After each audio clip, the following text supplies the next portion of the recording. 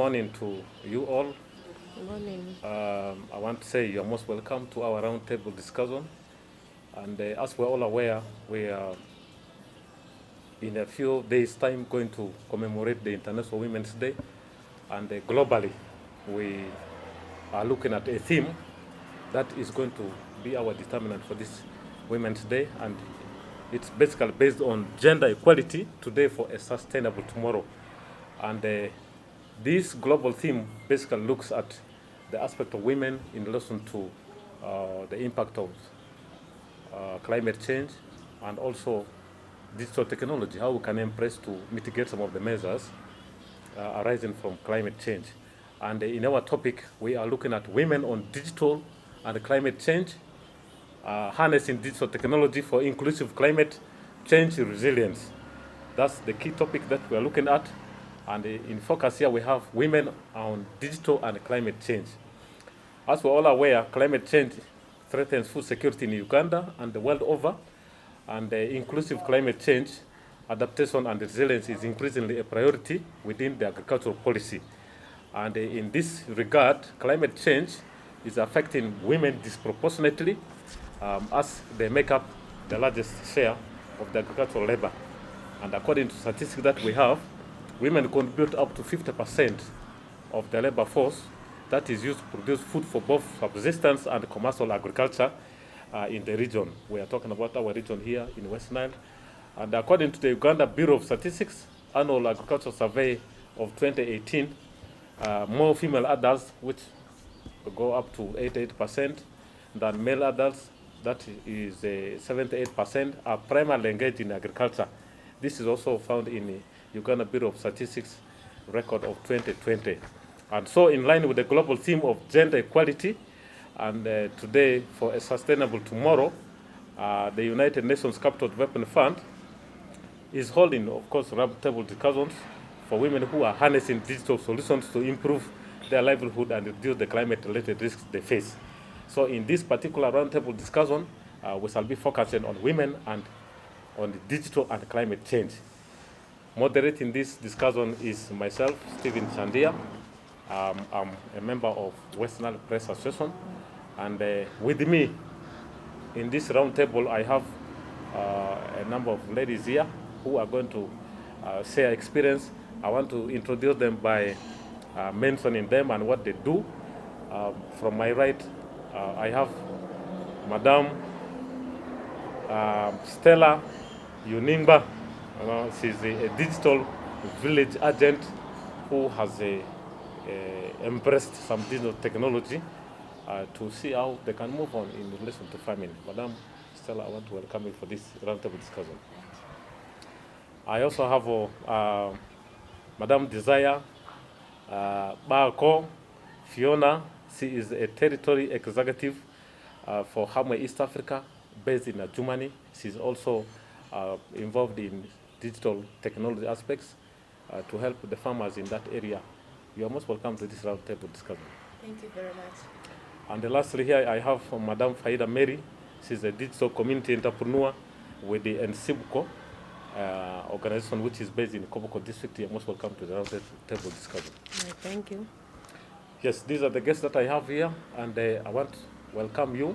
We would like to understand what we mean by climate change really. This is an element that the whole world is talking about, and we are looking at how this is impacting on us in light with agricultural activities that we are undertaking. So in simple terms, when we are talking about global climate change, we are talking about the change in weather patterns that we can no longer predict. And as our livelihood largely depends on agriculture, it is an issue. How are we moving about with these changes? I want to start with the Madam Desire, who is based in Germany. Can you briefly share with us, in the light of what you do, what do you exactly do in relation to embracing digital technology, especially among women, in regards to farming? Thank you very much. Yeah, what Hamwe does with the digital technology is this. When you talk about climate changes, these are unpredictable changes in our communities. And if you could see these changes, they normally affect majority women. So Hamwe has a system called My Coop that enables to give information about weather changes to the farmers on how they can. It gives them messages about the weather forecast. Yeah, so this helps farmers to know exactly when the rain season will be in a month, or which month exactly is too much sunshine. They will know on how to program, or during their pre-season meetings, they will know when to start to plant, which type of crops exactly they're supposed to plant in each month. Yeah. So Hamwe basically tries to bring the aspect of how climate change is affecting the community and what they need to do. Yeah, or using no. the digital technology, they can be able to Okay. solve some of the challenges. Yes, Madam Mary Faida, Yes, please. you are one of those who's involved in the farming activity, I believe. Yes. And in this regard, we would like to understand how climate change is affecting you as a farmer in Koboko. Yeah, for sure. As my colleague Desire has talked about it already, like in Koboko, this rain, in the month of January, some rain started. So whereby we as farmers, even me particularly, I thought the season has started, even whereby we opened the fields, even some of the seeds we tried to put, but again it has even disappointed. We came to realize that up to now the sunshine is still continuing, so that has already affected us in Koboko, not even in Koboko, but in West Nile region. That's what I'm saying. Yes. So we're experiencing scorching sunshine, Yes. which is one of the negative impacts of climate change on farming in our area. That's true. Yes, Madam Stella. Yes. Hey, share with us your experience in Yumbe and about climate change and in relation to the activities that you are undertaking.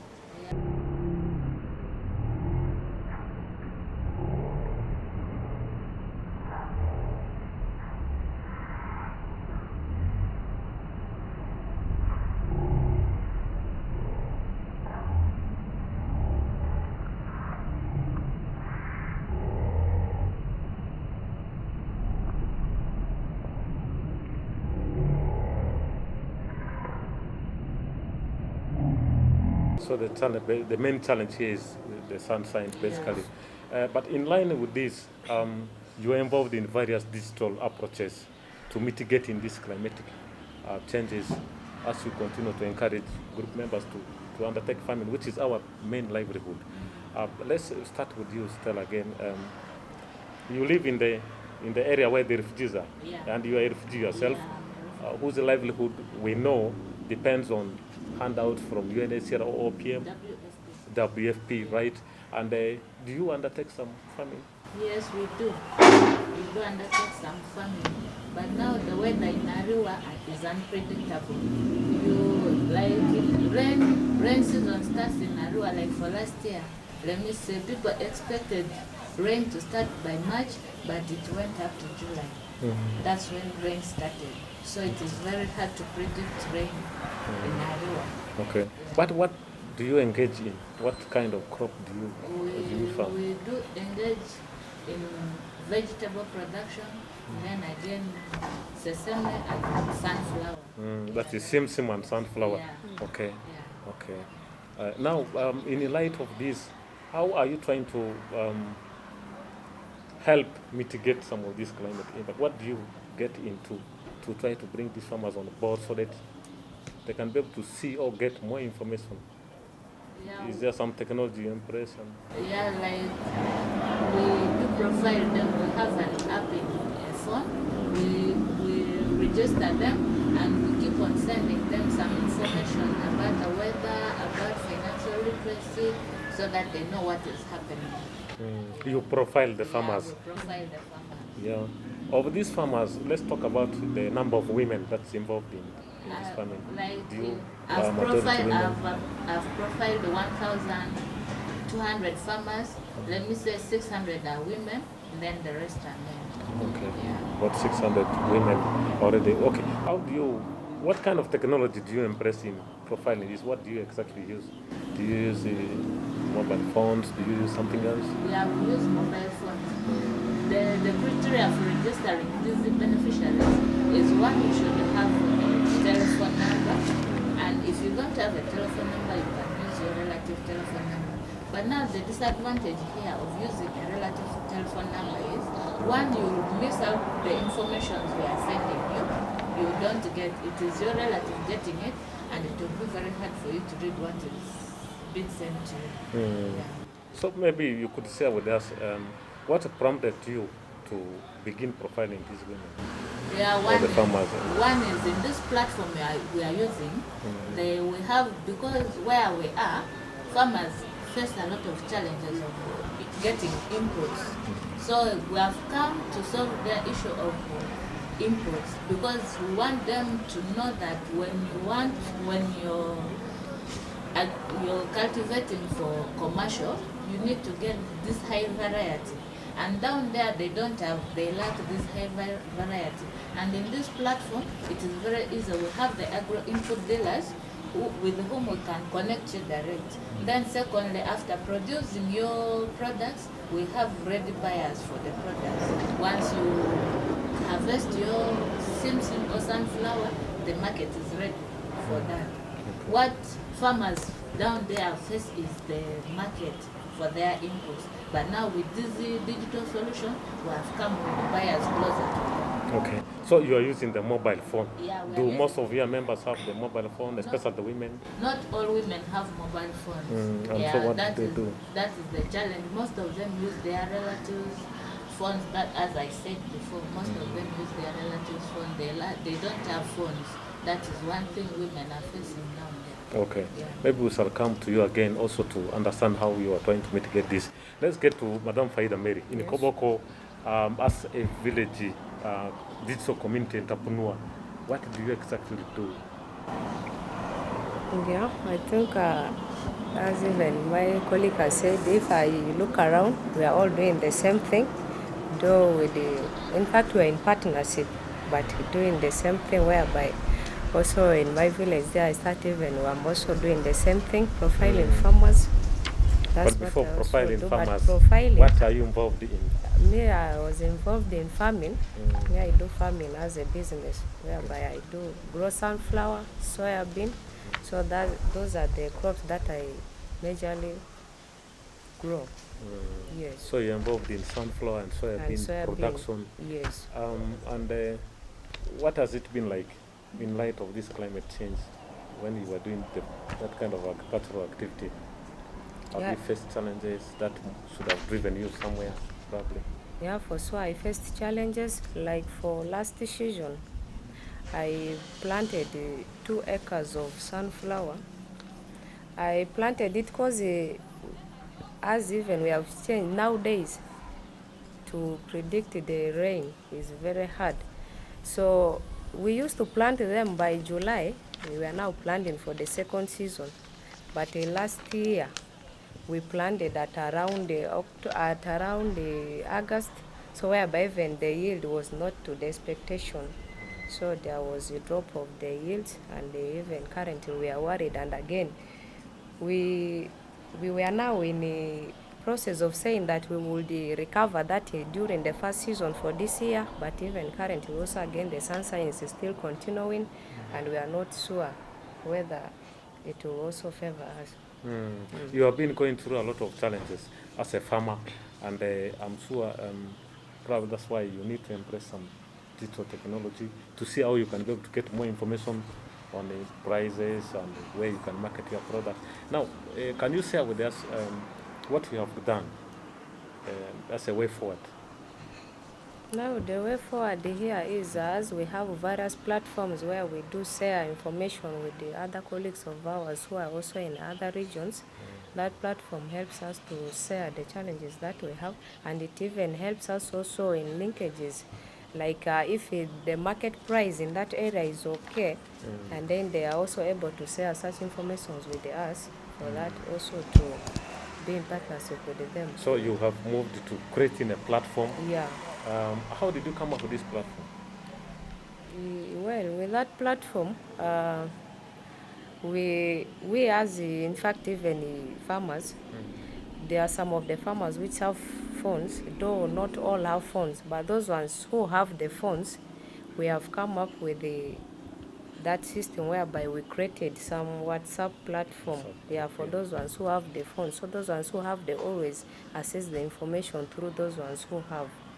Yes. I believe this step forward has brought a change in your life Yeah. and the lives of people who might have also been impressed in this. Can you share with us whether you have experienced any change, where you have moved from to where you are now? That's Yeah. in relation to the technology you're impressing.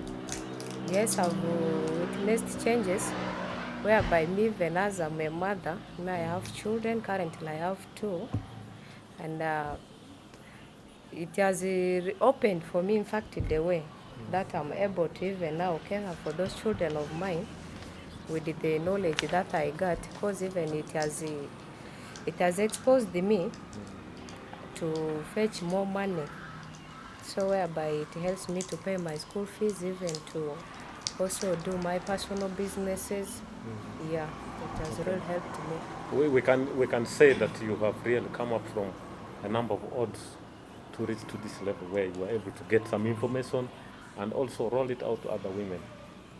Maybe briefly, how did you manage to beat these odds to come up to embracing digital technology? Yeah, like this one, as I said, I started it individually, but as I was serious on what I was doing, because I had a focus, I know I was doing that, and there's this partner, DCA, that came onto ground after seeing what we are doing, and then we formed some group of ours, because we as women, so we know all the challenges we face. At times there might be one out of the 5 might be the same.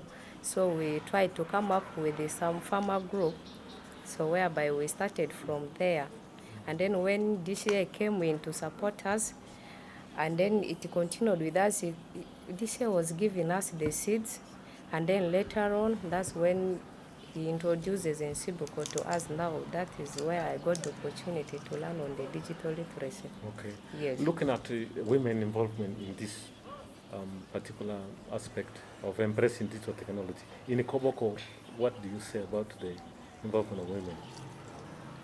Yeah, what I'm seeing there, it's really okay, because like mostly in all those farmer groups, most of the number we have of women. So whereby it is even easier for us, but only that there are some challenges that we do face, because for us, we as women, mostly men do undermine us. They just do determine us as like what I don't know, but with the current system, even we are now able to learn also. So with the knowledge that we have got, even we have got knowledge more than them, so whereby others are also now trying to bring some kind of violence, that you used to be just a goalkeeper, but nowadays with this system of years, now you want to brag at my home, what like that. So we also do face some of those. Okay. Yes. Okay. Now, let's talk more about the number of women that are involved in your group, to whom you are rolling down some of these digital technologies. Can you share with us, like, are there people you have been able to roll out this knowledge you have? Yes. How you came up with it, and how many women are benefiting probably from this? Like currently, out of those 7 groups, we have 30 members each. So even majority of the members are just women. Yes. Okay. So how do those women, how do they manage this new technology? We started They with have the mobile phones? Yes. At first they were not having, though some few were having. So when I started the training with them, we start with just those ones who are there, and even those ones who doesn't have the phone, they were also there. Okay. So we started with them, and it was also not easy, because someone who even stops at P3 for you to train that person to use that system, it was also a challenge. But due to the trainings that we had conducted, even I was able also to achieve my goal. Yes. Oh, that's great. Let's move to our colleague here from Adjumani. From Adjumani, can you maybe briefly share with us? You are dealing with the farmer groups in Adjumani, and in relation to this technology aspect that you are trying to help these women pick up, Mary has just mentioned some of the challenges here, and maybe as the territorial person in charge of the territory in Germany, how are you rolling out this aspect of technology to the women in the light of some of these challenges, which I believe could be common? Okay, thank you very much. As I said, Hamu East Africa came up with a technological tool called MyCoop. Yeah, in that it's a system. What they first do is they capture the farmer groups. So when they capture these farmer groups, these farmer leaders are categorized maybe according to parishes or village. So maybe in a village, if you have 5 farmer groups, so those farmer groups sit down and get one person, and that person will be the digital agent who will be looking after the those 5 groups. So what we do, the digital agents have to profile these farmers into our system. And if you could look at our system right now, you may find out of the 90,000 farmers profiled in a group, 50,000 are women. And if you could look at the digital agents that we have, 300 are female. Yeah. So actually this digital technology help women to actually express themselves. They are enrolled into the system. They can even make their own decision. They can stand firm and make their own decision. Not like those days whereby if you could find majority, you find men leading women, and they can't make their own decision on what they want to do. But through this digital technology Hamwe has brought, women are able to decide on what crops they want to plant in a particular season. Okay. So that's how the advantage of our digital system. So you have an app. Yeah, you have a software that is downloaded onto the phones. Yes. Do most of these farmers you are dealing with have the phones, say maybe the smartphones, and then also the usability of this app? You know, Hamwe gets digital agents. So the criteria we use to get the digital agent. First of all, an agent has to know how to write or read, and the agent has to be preferably a youth and preferably a woman. Yeah, so those are some of the criteria that we use to get it. So we believe through the agents that we get, we give them the funds, so they're able to train the farmers that they're leading. So Hamwe gives out funds to the farmers? We don't give, but we give funds to credit. So as everybody, at least they can access the funds on credit. Then after they pay the money. Okay. What about on the usability of this app on the phones? The usability. How easy is it for the women in the villages to make use of this app? Okay. Since I told you we have agents in the field that are training these women, they keep on learning. Through training, these women are able to learn. Continuous training motivates them. At least they get to know something and have interest in it. Yeah, that's what we normally do to at least bring up the women up. Yeah. Okay. I think we have heard it very clear from Desire here, from Desire, and then also from Stella. Stella would like to get to wrap up this. We are looking at what the future holds for us in the line of digital technology, embracing digital technology. We want to look at what more can be. Where are the gaps? Where are the gaps, particularly for the women, in embracing digital technology to do farming? And what more can be done? Stella. Yeah, thank you. I know most of the women down there, as been said by my colleagues, most of the women down there, they don't have phones. So for them to get this information through the platform, they need to have phones. If we can talk to the network people with mobile phones, we talk to them and they bring the phones down there in terms of loan, they pay it for the women to access this platform. Yeah. So there's need for more phones. Yeah. probably. And what about on the use of these phones? I know, like, We keep on training them on how to use the phone. Like for us, we like when they want to get their seed loans, we tell them we don't get the cash in our hand. There's a code we give them, then they enter it in the phone, they send, they'll just get there. We don't touch their money. you told us that some of the women use the phones of their relatives. Yeah. Has there been any challenge in relation to that? Yeah, like the messages we send to them, they don't get it. They lose a lot of information. They don't get access because all the time their relatives are moving with the phone, and when the messages are sent, they don't access the messages. That is the challenge. Or even the relatives forget to tell them there was some message for you. Yeah. Okay. Yes. Yes, Mary. Yes. On the side of Koboko, where do you see the gaps, and what more can be done? Yeah, in fact, even the gaps, as I say, because we are speaking the same language, we are doing the same thing, and all even what we are going to share will be the same. Even still, the problem of phones, it is also there. And then problem of seeds. That one still, it is even the phone causing that.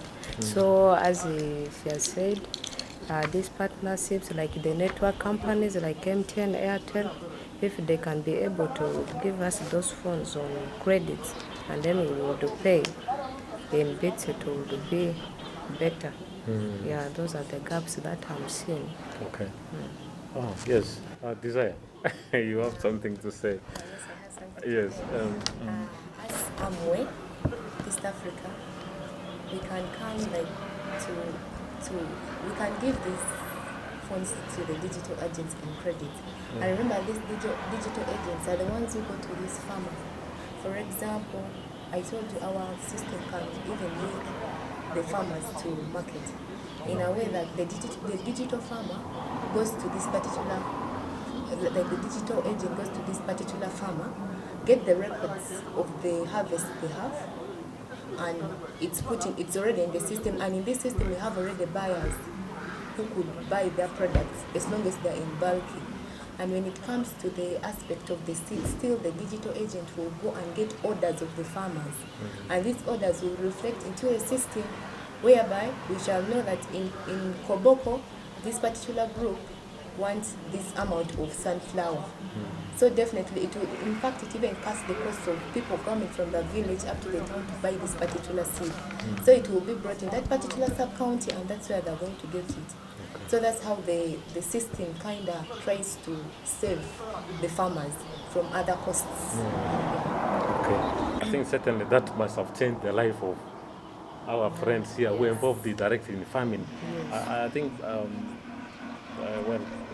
from Koboko, yes, Mary shared with us how her life has changed, what she's able to realize now, not taking the goods to the market, but now the buyers come direct to her because the platform is there to inform the buyer that there is a product like this. I have this amount of produce that they can be able to pick from here.